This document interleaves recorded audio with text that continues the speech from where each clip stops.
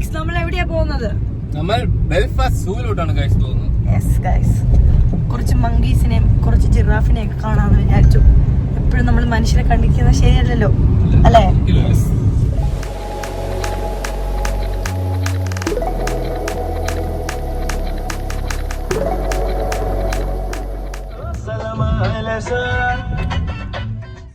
Morning ഒരു 10 o'clock തന്നെ ഇവിടെ നിന്ന് സ്റ്റാർട്ട് ചെയ്തു. ഒരു 30 minutes നമ്മുടെ ഗൂഗിൾ മാപ്പിൽ കാണിച്ചിട്ടുണ്ടായിരുന്നു. പോകുന്ന യാത്ര അത്ര മടിപ്പീരല്ലായിരുന്നു. എന്നാലും നമ്മൾ ബെൽഫാസ്റ്റ് എത്തുന്നത് വരെ ചെറിയ ട്രാഫിക് ബ്ലോക്കും കാര്യങ്ങളും ഉണ്ടായിരുന്നു. നാട്ടിലെ സൂവിലൊക്കെ പോയിട്ടുണ്ടെങ്കിലും ഇവിടെ എന്തെങ്കിലും വെറൈറ്റി ആയിട്ടുള്ള ആനിമൽസ് ഉണ്ടാവും എന്നുള്ള നല്ല എക്സ്പെക്റ്റേഷനിലാണ് ഞങ്ങൾ ഈ പോകുന്നത്. അങ്ങനെ കാറൊക്കെ പാർക്ക് ചെയ്ത് ടിക്കറ്റ് എടുക്കാനായിട്ട് പോയി. ഹലോ ഗായ്സ്, അപ്പം ഞങ്ങൾ ഫൈനലി ബെൽഫാസ്റ്റ് സൂവിലെത്തിയിരിക്കുകയാണ്.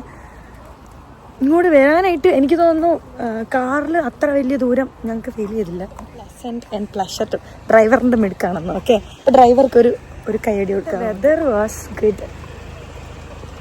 ഗുഡ് എന്ന് പറഞ്ഞു കഴിഞ്ഞാൽ നമുക്ക് കുറച്ച് തണുപ്പുണ്ട്, അതിനനുസരിച്ച് വെയിലുണ്ട്. ഫസ്റ്റ് ടൈറ്റാനിക് എന്നുള്ള സംഭവത്തിൻ്റെ ടൈറ്റാനിക് ഇവിടെ നിന്നാണ് പുറപ്പെട്ടത് എന്നൊക്കെ പറയുമ്പോഴും ഞാൻ ഇന്ന് വരെ വന്നിട്ട് ഇവിടെ കടൽ കണ്ടിട്ടില്ല guys. So I seen finally the kadal. ഒരു സിംഗിൾ അഡൽറ്റിന് 15 pound ഇവിടെ ചാർജ് ചെയ്യുന്നത്. ടിക്കറ്റ് എടുത്തിരിക്കുകയാണ്. We got some maps. ഞങ്ങൾക്ക് മാപ്പ് ഇട്ടിട്ടുണ്ട്. വഴി തെറ്റി ഞങ്ങാനും കാട്ടിക്കിടന്നാലോ എന്ന് ഓർത്തിട്ട് ഞങ്ങൾ രക്ഷപ്പെടാനായിട്ട് മാപ്പൊക്കെ തന്നിട്ടുണ്ട്. മാപ്പ് ഞങ്ങൾ സ്വീകരിച്ചിരിക്കുന്നു.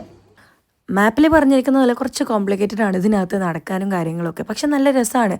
പോകുന്ന വഴിക്ക് നമുക്ക് ഓരോ മൃഗങ്ങളെയും പക്ഷികളെയൊക്കെ ഇങ്ങനെ ഓരോ സോണിൽ വെച്ച് കാണാൻ പറ്റും. ഞാൻ മൈസൂർ സൂവിലും ട്രിവാൻഡ്രം സൂവിലൊക്കെ പോയിട്ടുണ്ടെങ്കിലും അതിൽ നിന്ന് ഒത്തിരി വ്യത്യസ്തമായിട്ടുള്ള കുറേ കാര്യങ്ങൾ ഇവിടെ ഉണ്ടായിരുന്നു. എക്സ്പെഷ്യലി ഇവിടുത്തെ ആനിമൽസും അത് ജീവിക്കുന്ന കേജസും ആണ്. നമ്മുടെ നാട്ടിലെ പോലെ കൂട്ടിലടച്ചൊരു ടേംസ് അല്ലായിരുന്നു ഇവിടെ. കുറച്ചും കൂടി ഓപ്പൺ ആയിരുന്നു. അത് അവർക്ക് എന്താ പറയുക, ഒരു ഫ്രീഡം കിട്ടുന്ന രീതിയിലാണെന്ന് എനിക്ക് തോന്നിപ്പോയി. ആർട്ടിഫിഷ്യൽ വാട്ടർഫോളൊക്കെ ഉള്ള ഒരു കരടിയുടെ കൂടാണ് കേട്ടോ.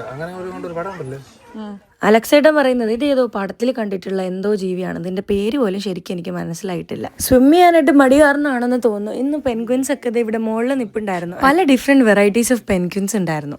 ഞാൻ നേരത്തെ പറഞ്ഞതുപോലെ തന്നെ ഒരു കേജസ് ആയിട്ടൊന്നും എനിക്കിതിനൊന്നും ഫീൽ ചെയ്തിട്ടില്ലായിരുന്നു.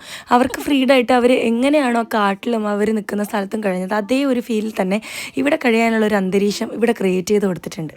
അതുകൊണ്ട് തന്നെ ഇതിനൊക്കെ നമുക്ക് അടുത്ത് കാണാൻ പറ്റുമായിരുന്നു.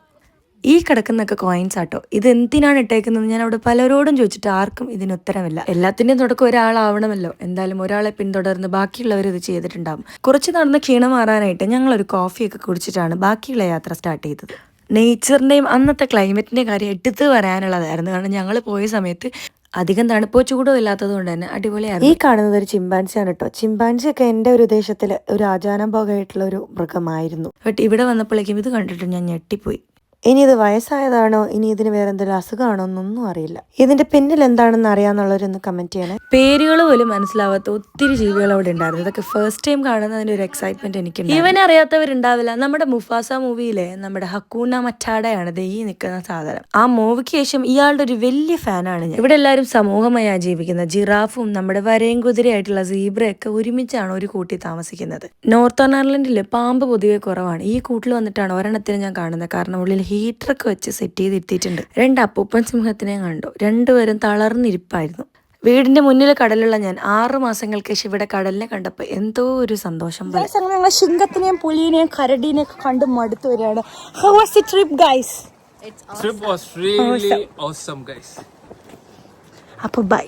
മറക്കാണ്ട് സബ്സ്ക്രൈബ് ചെയ്യുക. എല്ലാവരും സബ്സ്ക്രൈബ് ചെയ്യുക, ബെൽ ബട്ടണൊക്കെ ഞെക്കി പൊട്ടിക്കുക. Thank U.